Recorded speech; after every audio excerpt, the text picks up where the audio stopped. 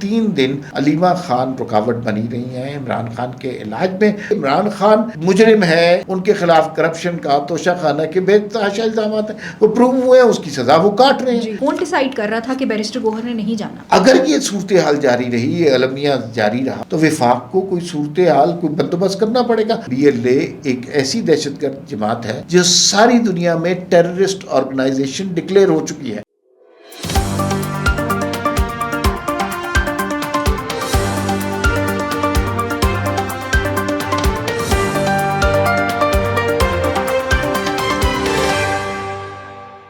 السلام علیکم، میں ہوں آپ کے ساتھ رمشا عارف اور آپ دیکھ رہے ہیں پروگرام وی ٹاک. ہمارے ساتھ میرے ساتھ موجود ہے. ناظرین، صورتحال جو ہے وہ بہت انٹرسٹنگ ہوتی جا رہی ہے. کل ہم نے دیکھا کہ جس طرح علی امین گنڈاپور صاحب نے کہا کہ محسن نقوی صاحب نے عمران خان صاحب کی رہائی کے لیے بڑا اہم کردار ادا کیا، اور آج جو ہے وہ محسن نقوی صاحب نے ایک پریس کانفرنس کی.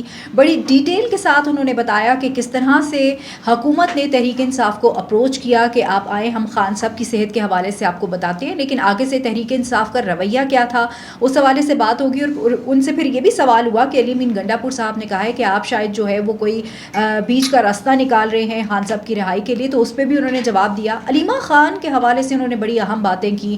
ان پہ کیا الزامات، ایک قسم کا الزام لگایا کہ جس طرح سے علیمہ خان جو ہیں وہ نہیں چاہتی کہ بانی PTI جو ہیں وہ رہا ہوں. یہ اب سارا معاملہ کیا ہے؟ اور دوسری طرف اگر ہم دیکھیں تو تحریک انصاف نے خان صاحب کی رہائی کے لیے نعرے تو بہت لگائے، لیکن پچھلے 3 سے 4 دن سے KPK بالکل بند کر دیا ہے. اور اب جو وہاں سے فوٹیجز آ رہی ہیں، خبریں آ رہی ہیں، وہ یہی بتایا جا رہا ہے کہ ادویات ختم ہو گئی ہیں، لوگوں کو اسپتال جانے میں، اسکول جانے میں بہت زیادہ مشکلات کا سامنا ہے.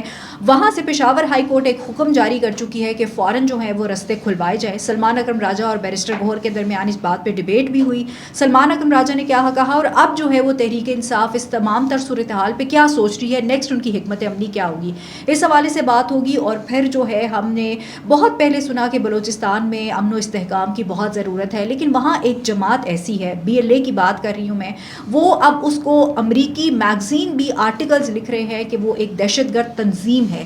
یہ دہشت گرد تنظیم جو ہے یہ بیرونی ایجنڈوں پہ کس طرح سے کام کر رہے ہیں، انہی تمام تر موضوعات پہ آج بات ہوگی. اور ایک اور ایشو پہ ہم بات کریں گے. مریم نواز صاحبہ مری گئی ہیں اور وہاں سے ان کی ایک فوٹیج سامنے آئی ہے، اس فوٹیج کے حوالے سے بھی ذرا بات کریں گے آج کے پروگرام میں. ویلکم ٹو دا شو عمار صاحب.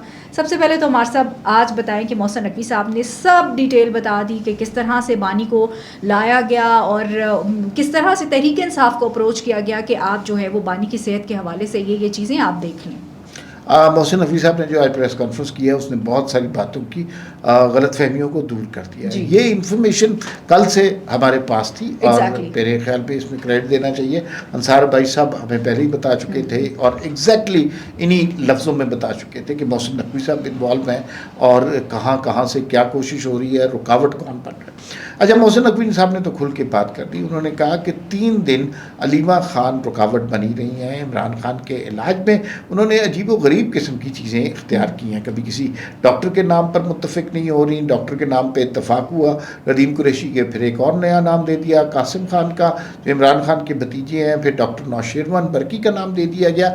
اور یہ کہا گیا تھا کہ ڈاکٹر آپ کا متفقہ ہو، اور ابھی بھی وہ آفر ہے کہ آپ کسی اور ڈاکٹر کو بھیجنا چاہتے ہیں تو وہ ضرور بھیجیں، لیکن سیاسی ڈاکٹر نہیں آ سکتا، وہ سیاسی ڈاکٹر نہیں آئے گا. تو اس حوالے سے علیمہ خان نے ہر جگہ اس کو ڈینائی کیا. پھر یہ بھی کہا کہ عمران خان کو 1 ہفتے یا 2 ہفتے کے لیے ہسپتال داخل کرایا جائے. کہ اس طرح کے مرض کے سلسلے میں عموماً جو ہے وہ ڈاکٹر ہاسپٹل بیڈ ریسٹ تجویز نہیں کرتے.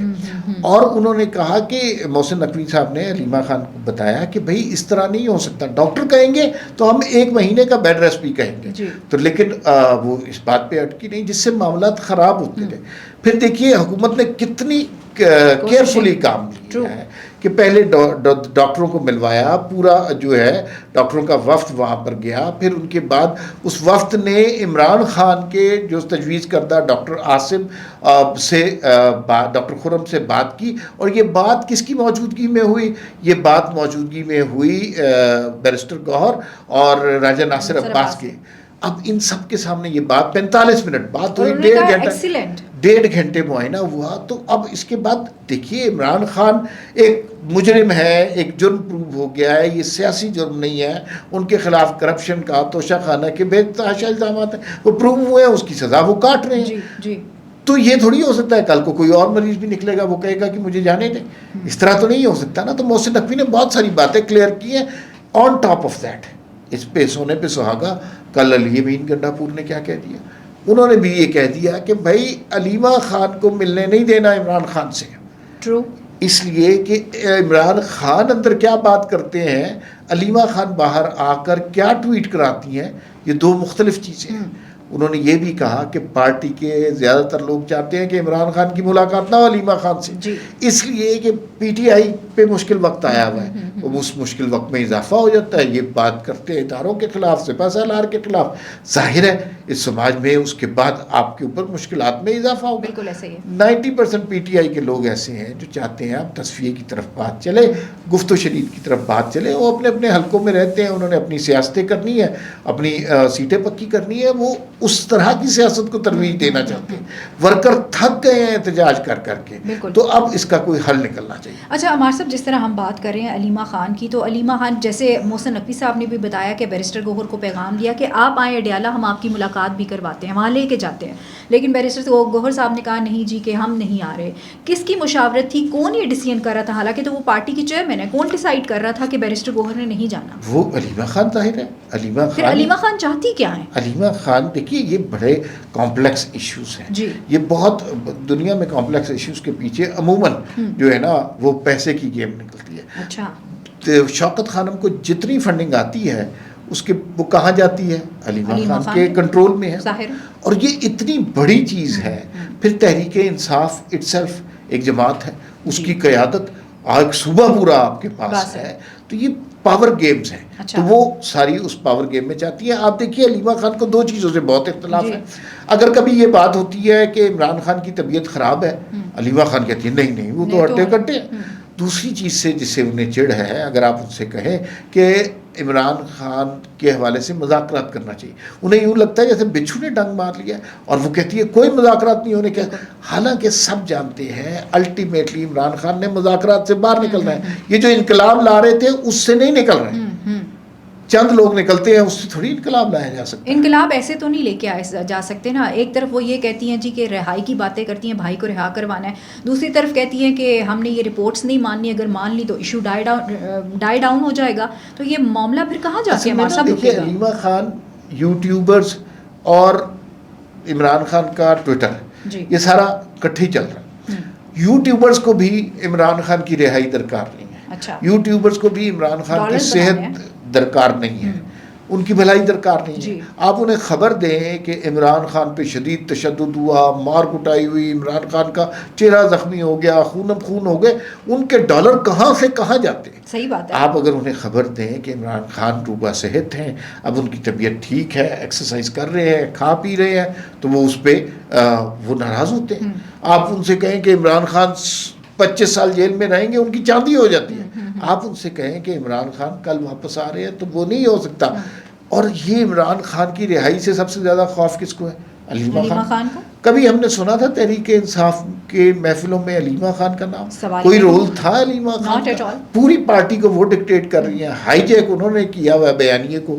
تو پھر معاملات کیسے بڑھیں گے؟ ابھی جب ہم پروگرام کر رہے ہیں سنا ہے کہ انہوں نے بھی ایک پریس کانفرنس کرنی ہے, اور لیکن ابھی تو ان کو چکری پہ روک لیا گیا ہے. لیکن وہ جو پریس کانفرنس بڑے خطرناک ارادوں سے کر رہی ہیں, وہ بات بھی نہیں کرنی چاہیے.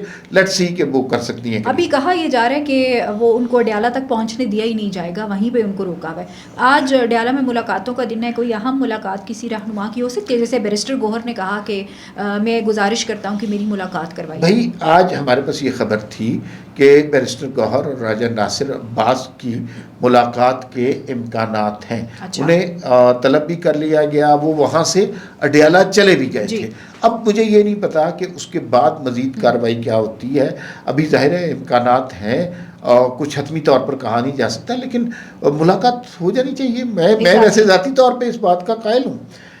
دیکھیے یہ ملاقات کریں گے، لیکن جو نفرت ریاست کے خلاف علیمہ خان پھیلاتی ہے، یہ سیاست سمجھے پڑھے لکھے لوگ ہیں، یہ اس طرح کی حرکت نہیں کریں گے، تو انہیں ملاقات کروا دینی چاہیے. بالکل ایسے ہی ہے، اور کروانی چاہیے. محسن نقوی صاحب نے بھی کہا، انہوں نے کہا میں خود قائل ہوں اس چیز کا کہ ملاقات کروائیں. تو پھر اس کا مطلب ہے وہ بات درست ہو گئی ہے کہ جو علی امین گنڈا پور صاحب نے کہی تھی کہ زیادہ سے زیادہ، سب سے زیادہ محسن نقوی کوشش کر رہے ہیں. بالکل انہوں نے کہا جو ان کا محسن ہوتا ہے یہ الٹیمیٹلی اس کو گالیاں پڑھواتے ہیں.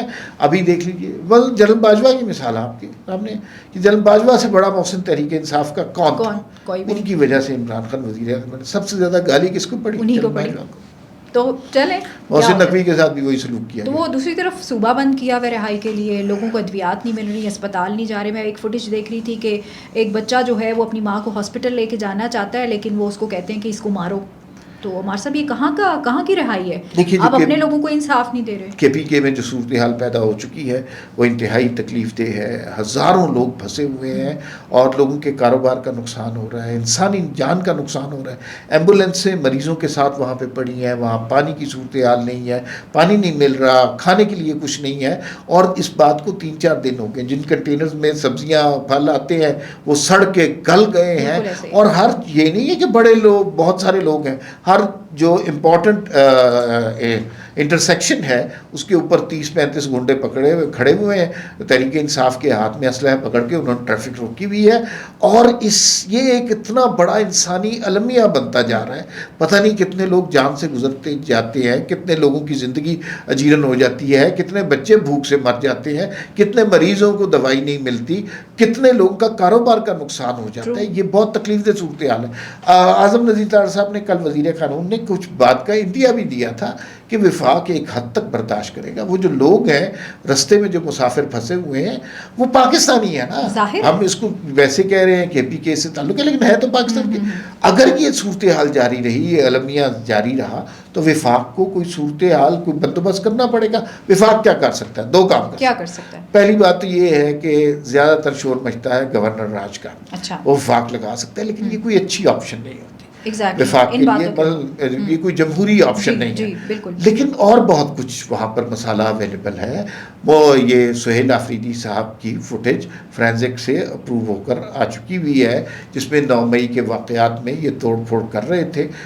تو اس کی بنیاد بنا کر اگر انہیں 30 سیکنڈ کی بھی عدالت سزا دے، 30 سیکنڈ کی بھی سزا دیتی ہے، تو پھر یہ اپنے عہدے پہ برقرار نہیں رہ سکتے. یوسف رضا گیلانی کو بھی تو اسی طرح سے بالکل ایسے ہی ہمارے سب صوبے یہ بند کر رہے ہیں، آٹا مہنگا ہو رہا ہے، لوگوں کو پریشانی ہو رہی ہے، لیکن خان صاحب جیل میں انجوائے کر رہے ہیں. وہ تو ان کا جیل کا مینیو میں آج دیکھ کے حیران رہ گئی. کھجوریں تھی اس میں، موسمی کا جوس، لسی، اس کے بعد چیا سیڈس بھی لیتے ہیں. یہ وہ صبح ناشتہ کرتے ہیں، پھل بھی لیتے ہیں. دوپہر کے کھانے میں شاید وہ مٹن، ایگ، آلو کی چپس بھی کھاتے ہیں. ہمارے صاحب بڑے شوقین ہیں. یہ نہیں اللہ تعالیٰ انہیں اور دے بھی کیوں نہ کرے. لیکن یہ محسن نقوی صاحب نے بھی آج بات کی کہ میرا دل چاہتا ہے کہ کبھی لے کے جاؤں. سیکیورٹی کے ایشوز ہیں کہ دکھائیں خان صاحب جیل میں کتنی عیش و عشرت کی زندگی گزار رہے ہیں. تو وہ کمپاؤنڈ جو ان کو دیا ہوا ہے اور باقی چیزیں ایکسرسائز کر رہے ہیں. صحت ان کی ماشاءاللہ بالکل ٹھیک ہے، ٹھیک ہی رہے. ہمیں یہی دعا کرنا چاہیے. لیکن ان کے نام سے اب دیکھیے تحریک انصاف کیا کرتی ہے.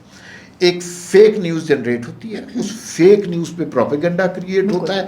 پوری دنیا میں پروپیگنڈا شروع ہو جاتا ہے. امریکہ، برطانیہ، انڈیا، ہر جگہ سے وہ آوازیں شروع ہو جاتی ہیں. اس کے نتیجے میں احتجاج ہوتا ہے، اس کے نتیجے میں سڑکیں بند ہوتی ہیں، اس کے نتیجے میں انتشار ہوتا ہے.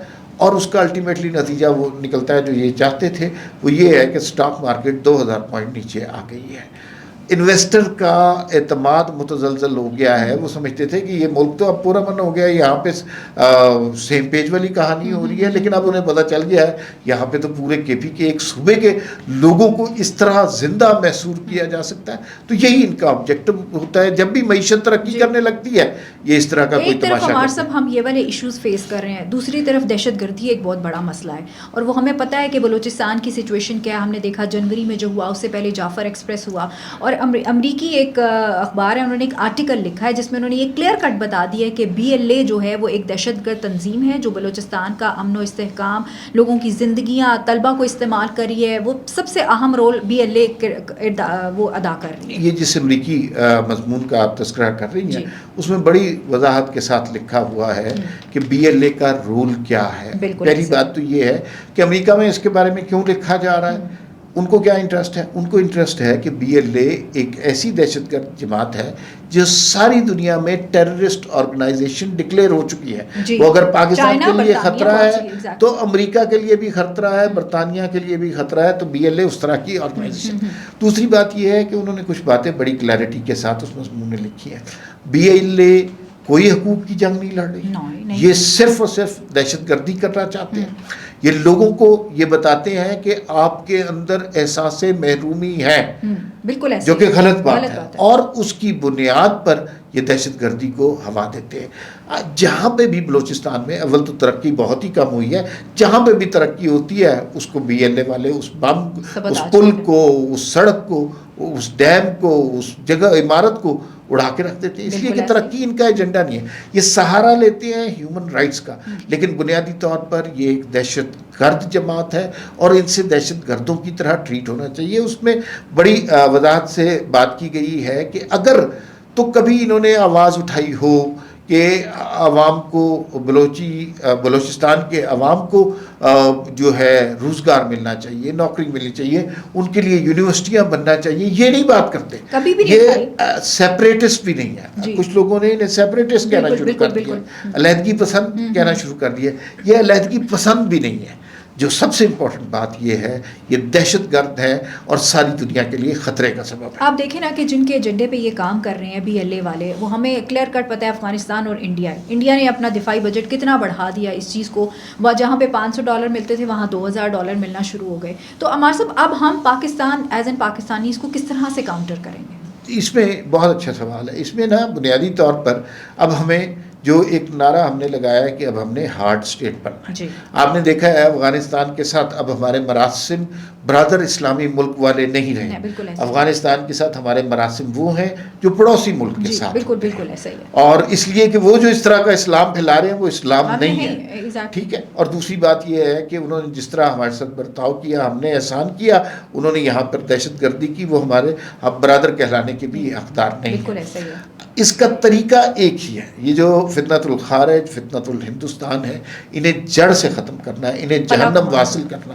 ابھی آپ نے دیکھا کہ 12 مقامات پر انہوں نے حملہ کیا, اور اس کے بعد نتیجہ کیا نکلا کہ 177 دہشت گرد مار دیے گئے. اور یہ انٹیلیجنس بیس آپریشن روز وہاں پر, روز اس طرح کے لوگوں کو تلاش کر کے مارا جا رہا ہے. یہ کارروائی اس وقت تک رہنا چاہیے جب تک پاکستان کی سرزمین ان دہشت گردوں سے پاک نہیں ہو جاتی. بالکل ایسے ہی. اور ہمارے جوان جو قربانیاں دے رہی ہیں, ان کی قربانیوں کو اس طرح سے رائے گاہ نہیں ہم جانے دے سکتے. اچھا ہمارے ساتھ مریم نواز صاحبہ کی ایک ویڈیو جو ہے وہ وائرل ہوئی. وہ مری جا رہی تھیں اپنے بیٹے اور بہو کے ساتھ, راستے میں وہ رکی, انہوں نے چائے پی, وہاں پہ کچھ چائے خود بھی بنا رہی تھی. یہ کیا کیسی ویڈیو ہے, کیا سمجھتے ہیں آپ مجھے بتائیے, آپ کو ویڈیو اچھی لگی, بری لگی؟ اچھی ہے, لیکن ایسے پبلک, وہ ایک پرسنالٹی ہیں, تو ایسے پبلک میں جا کے اس طرح سے ویڈیو بنانا مجھے نہیں لگتا کہ بنانی چاہیے. اچھا, جو مجھے اندازہ ہے, میری بات نہیں ہوئی, لیکن مجھے اندازہ ہے کہ مریم نواز اس طرح کی ویڈیو انہوں نے کیوں بنوائی. ظاہر ہے بڑے لوگ ہیں, صوبے کی وزیر اعلیٰ ہیں, وہ ایک امپریشن مریم نواز کے بارے میں یہ تھا کہ یہ ظاہر ہے نواز شریف کی صاحبزادی ہے, جو پاکستان کا ایک امیر خاندان تھا, سونے کا چمچہ منہ میں لے کر پیدا ہوئی ہیں, اور انہوں نے, ان کا امیج بھی وہی تھا. لوگ بڑا اعتراض کرتے تھے ان کے لباس کے اوپر کہ یہ عوامی لیڈر نہیں ہے, بڑی جو ہے زرق برق لباس پہنتی ہیں, برانڈڈ جوتے, اور ہر تقریب کے بعد PTI والے لگ جاتے تھے اس بیگ کی کیا قیمت ہے, اس جوتے کی کیا قیمت ہے. وہ امپریشن چینج کرنے کی کوشش کر رہی ہے, جو کہ بہت اچھی بات ہے. اپنے آپ کو عام لوگوں کے ساتھ ریلیٹ کرنے کی کوشش کر رہی ہیں, اور لوگوں کو یہ بتانے کی کوشش کر رہی ہیں کہ وہ جو بہت امیر خاندان والی بات تھی وہ اس وقت تک تھی جب وہ وزیر اعلیٰ نہیں بنی تھی. اب وہ عوام کی لیڈر ہیں اور عوام کے دلوں میں رہنا چاہتی ہیں. زرق برق لباس کی وجہ سے نہیں پہچانے جانا چاہتی, عوام کی محبت کی وجہ سے جانا چاہتی. نو ڈاؤٹ کام وہ بہت کر رہی ہیں, اور جس جگہ پہ انہوں نے چائے پی, ان کی بیٹی بہو نے اور بیٹے نے بھی وہ کافی انجوائے کی. ہم بھی کہیں گے ہم بھی کبھی ان کی دفتر میں جا کے جو ہے وہ چائے اور کافی انجوائے کریں. انہوں نے ایک ویڈیو بنوائی ہے, کھوکھا نہیں کھول لیا. چلیں ہمارے سب خوش رہے. مریم نواز صاحبہ بہت شکریہ وقت دینے کے لیے. ناظرین مجھے اور ہمارے سب کو اجازت دیجیے. اللہ نے کے مان پاکستان زندہ باد.